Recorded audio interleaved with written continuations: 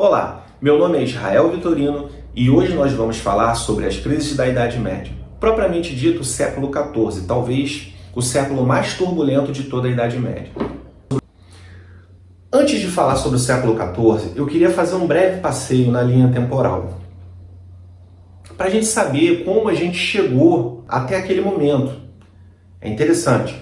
Então vamos voltar. A Idade Antiga, ela termina em 476 depois de Cristo, século V, dando início à Idade Média. A Idade Média é dividida em Baixa e Alta Idade Média. Baixa Idade Média do século V ao século X.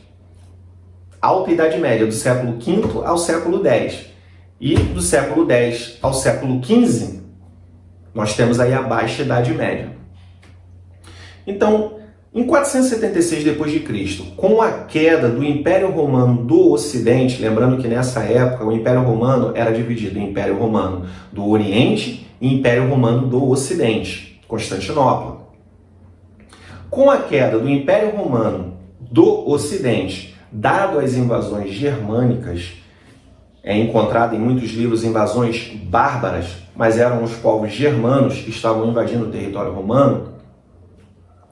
O último imperador romano, Rômulo Augusto, é deposto pelo líder dos Érulos, o comandante militar dos Érulos, Odoacro. Com a queda desse imperador, dá-se início à Idade Média, que vai terminar lá no século XV, em 1453, com a queda de Constantinopla. Tá? São marcos históricos para que a gente possa se situar. Nesse período, do século V ao século X, foi um período de invasões. Já não era mais somente os germanos, agora tinha a ascensão islâmica, nós tínhamos os vikings e vários outros povos. Então era um período de constantes guerras, de constantes invasões, foi uma crise. Com essas invasões, os povos que viviam na cidade, os nobres, começam a sair da cidade e migrar para os campos, surgindo ali no século V o feudalismo. Esse período vai decorrendo em invasões, o avanço desse sistema feudal. No século X, esse sistema se consolida. O que seria o feudalismo? Era uma relação de senhoralismo e vassalagem, ou suzerania e vassalagem.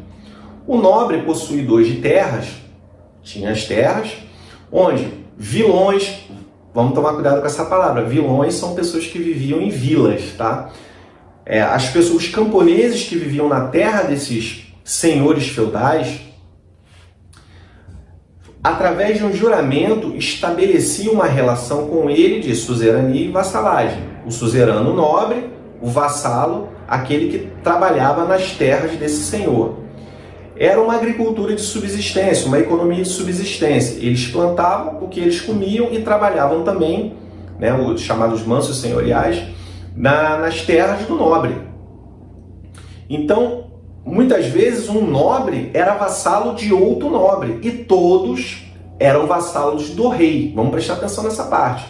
Ainda não existia um absolutismo. O rei dependia dos nobres, ele tinha que ter uma boa relação com os nobres. Tá? Então, todos eram vassalos do rei, mas um nobre poderia ser vassalo de outro nobre.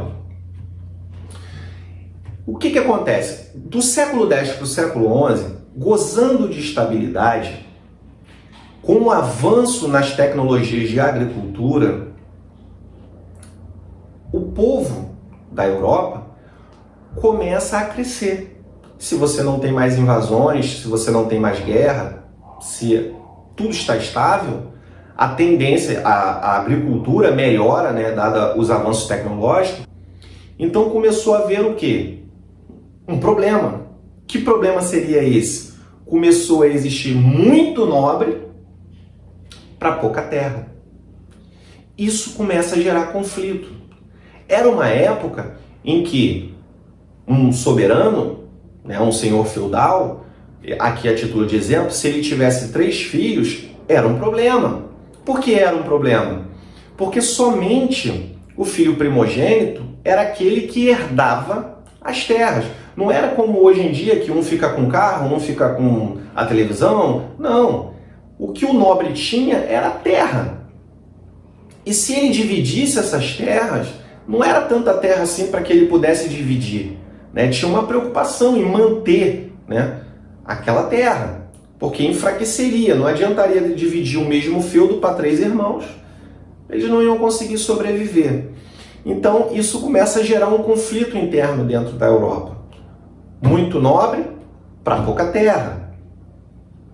Em 1095, o Papa Urbano II tem a ideia de reconquistar a Terra Santa do controle turco-otomano. Ele utiliza do pensamento religioso a tomada da Terra Santa, mas também foi uma grande medida econômica. Unificar a Europa numa só bandeira, na bandeira cristã, em busca da Terra Santa. As cruzadas vão do século XI ao século XIII. Entre conquista e reconquista, eles acabam perdendo a Guerra Santa. E isso gera problema econômico, financeiro. Também foi uma crise, foi um período de muita mortandade. Morreram muitas pessoas nesse conflito. A partir do século XII para o século XIII, surge o chamado renascimento comercial e urbano. Na verdade, esse termo renascimento não cabe muito, porque a atividade comercial, né, e as cidades, elas já existiam. Na verdade, elas começam a se intensificar. Adentrando o século XIV, que é o nosso alvo aqui em questão, a Europa vai começar a sofrer com mudanças climáticas que vão atrapalhar o seu sistema de cultivo. Ou seja, isso vai gerar fome. Vai ser uma catástrofe. A fome vai se espalhar pela Europa. Em 1337, começa o que ficou conhecido como a Guerra dos 100 Anos. Ela vai até 1453. Agora, vamos tomar cuidado com a pegadinha, porque a Guerra dos 100 Anos, na verdade, ela durou 116 anos.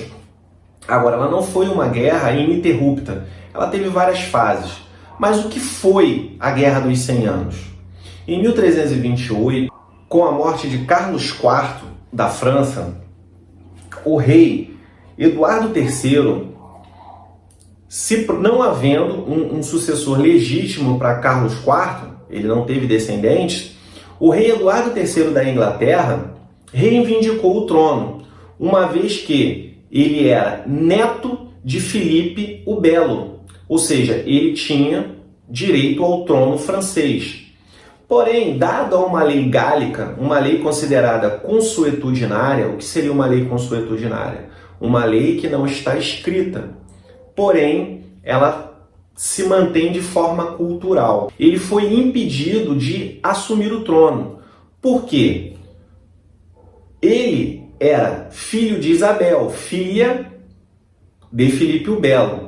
Porém, dada essa lei gálica consuetudinária, somente por hereditariedade masculina ele poderia assumir esse trono.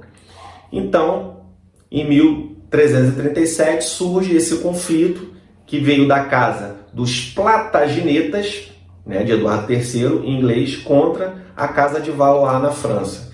Essa guerra vai consumir muito, tanto a França quanto a Inglaterra, no quesito material, no quesito financeiro e no quesito vidas humanas. Muitas vidas humanas vão se perder nessa guerra. E é também nessa guerra que surge a figura de Joana d'Arc. Vale a pena depois conferir a história de Joana d'Arc.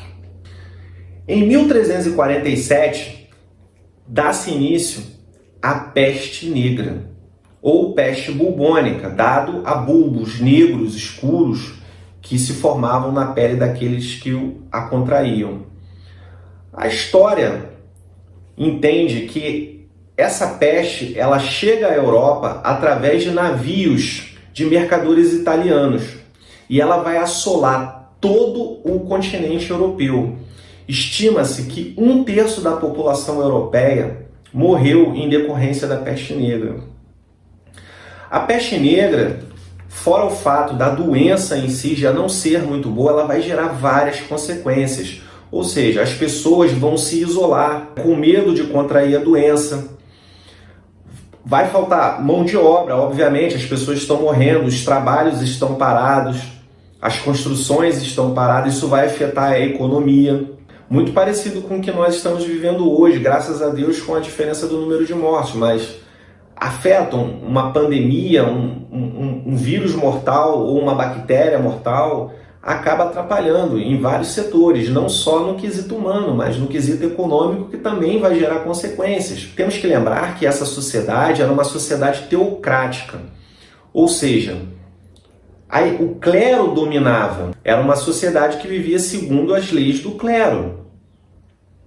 Então, o povo começa a perseguir judeus, começam a perseguições a leprosos, as pessoas começam a ser acusadas, mulheres, de feitiçaria, tudo isso dentro do mesmo período dado a peste negra. A peste negra ela vai se assolando de tal forma que chega um momento que os padres fogem, o que já vai gerar também na sociedade um sentimento de abandono, porque no início eles começam a cumprir o que a igreja está determinando, mas a peste não passa e as pessoas continuam a morrer. Então aquela visão em que Deus regia tudo aquilo que acontecia no plano terreno já começa a mudar. E é nesse período também, por volta de 1358, lembrando que nós ainda estamos no período da Guerra dos 100 Anos, dada essas consequências, a fome assola a Europa. E em 1358, a partir de 1352, o final ali da peste negra, começam a ocorrer revoltas dos camponeses famintos. Porque para recuperar a economia, os nobres começam a taxar, a cobrar mais impostos de seus vassalos. Então o povo começa a se revoltar. Essas revoltas vão explodir em 1358 com a famosa revolta dos Jaqueris, que significa, em termo popular, a revolta do João Ninguém. Os nobres os chamavam de Jaqueris, ou o João Ninguém. Isso na França. Em 1381, na Inglaterra também. Na Inglaterra, a partir de 1381, começa também a sofrer com essas revoltas populares. Os camponeses foram extremamente violentos, houve violência dos dois lados. Essa batalha entre camponeses e nobres vai levar aí estima-se que mais de 20 mil camponeses morreram nessas batalhas. E por isso também vai gerar naquela nobreza um sentimento de impotência em relação a esses camponeses. O que vai gerar um sentimento de nós precisamos de alguém que resolva esse problema. Nem que nós tenhamos que concentrar poder na mão de um homem, um rei, mas nós temos que acabar com essa revolta. E de fato é o que acontece. É um período que começa a formação dos estados nacionais, delimitação de territórios e a figura do monarca como centralizador do poder, adentrando o século XV, dando início ao Estado moderno ou Idade Moderna. Então, esse período do século XIV, nós temos que calcular que um século tem 100 anos. Foi muita turbulência num século só. Por isso, talvez o século XIV é considerado aí o século mais turbulento de toda a Idade Média. Espero que vocês tenham gostado. É interessante se aprofundar nesse contexto, nessa história, porque é uma história onde você tem uma doença, você tem revoltas camponesas, dos trabalhadores, vamos colocar assim. Você tem a formação de um Estado absoluto, de um monarca, o absolutismo. E é interessante estudar esses períodos para aprender com eles e não vir a repetir esses erros. Espero que vocês tenham gostado. Um forte abraço.